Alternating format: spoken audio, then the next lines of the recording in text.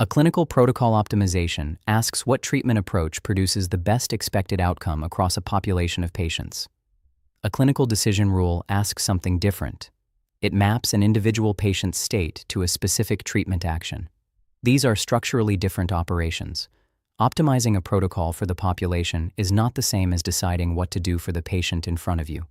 The decision rule takes inputs, the patient's current state, and maps them to outputs, a treatment choice. It does this conditionally, one patient at a time. No population average is involved. Confusing the two is a structural error, not a matter of precision. A protocol is optimal when it produces the best expected outcome across the patient population, but optimality is not the same as admissibility. A treatment rule is admissible if no other rule is uniformly better for all patient types simultaneously. An inadmissible rule is one that is beaten by some alternative for every possible patient type. Being beaten on average does not make a rule inadmissible. Being beaten uniformly does. A protocol that maximizes expected benefit for the average patient can still be inadmissible. It may perform worse for specific patient subgroups in ways that an alternative would avoid entirely. Population optimality does not guarantee individual admissibility. Every clinical protocol operates relative to two things at once: a clinical objective, such as minimizing expected harm or maximizing expected recovery, and a safety constraint that defines the region of admissible treatment choices. Optimization is only meaningful relative to both. The safety constraint is not an afterthought. It defines what the feasible treatment space looks like. Change the constraint, tighten the maximum tolerable dose, or restrict eligibility criteria, and the optimal protocol changes too, even if the clinical objective remains exactly the same. This is why two protocols with the same stated goal can reach different conclusions. They are operating under different safety constraints.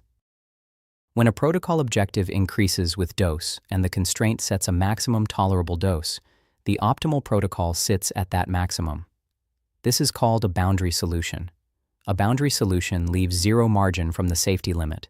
It is as close to organ damage as the constraint allows. Now consider what happens when individual patient responses vary. A patient who is slightly more sensitive than expected will cross the safety threshold. Irreversible organ damage is an absorbing boundary. Once crossed, there is no return. The protocol that looks optimal at the population level is the protocol that exposes individual patients to the maximum probability of irreversible harm. Optimization pushes toward the exact point where variation causes ruin. Maximizing expected benefit across a population is an operation that averages over all patients. It does not follow any individual patient's trajectory through time. Ensuring that a specific patient stays safe is a different operation entirely.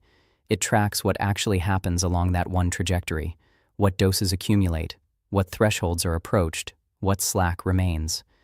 A protocol can improve the population average while individual patients steadily approach organ failure. These two statements are not in contradiction.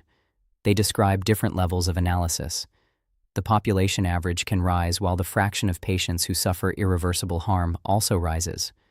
The expected value does not see the paths, only the endpoints. Maximizing expected benefit across patients can simultaneously increase the probability of irreversible harm to individual patients. A protocol at the maximum tolerable dose has a stable expected outcome for the population, but individual patient trajectories are driven toward the absorbing boundary, with probability approaching certainty.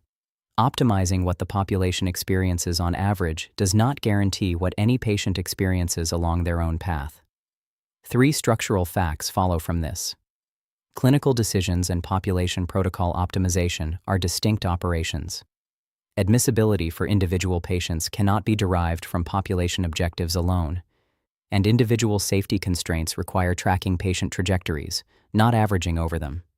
These distinctions are formal and structural, not a matter of clinical judgment.